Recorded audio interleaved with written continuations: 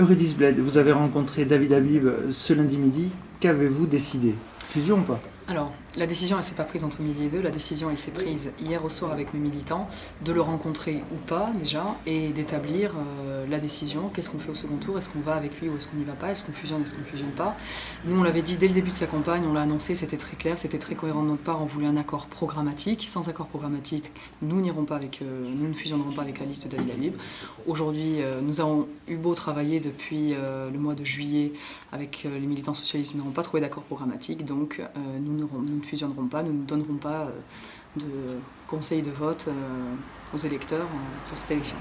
Est-ce qu'il y a eu un problème, je dirais, relationnel avec David Habib?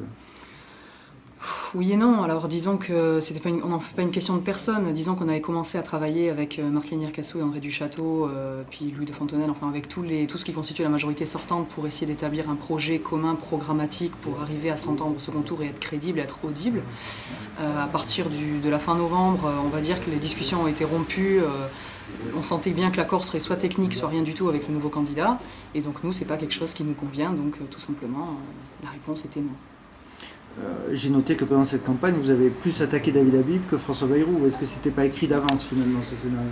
Non, on est plus exigeant sûrement avec ses amis qu'avec ses ennemis. C'est-à-dire qu'on était exigeant avec la gauche et c'est pour ça aujourd'hui que nous n'y allons pas d'ailleurs. C'est parce qu'on a envie de voir autre chose. Voilà, donc bon, je pense avoir quand même, je pense que François Bayrou a dû en prendre aussi un peu pour son grade, mais voilà, je pense avoir été assez objectif par rapport aux deux candidats, mais on est certainement plus exigeant avec David qu'avec les autres.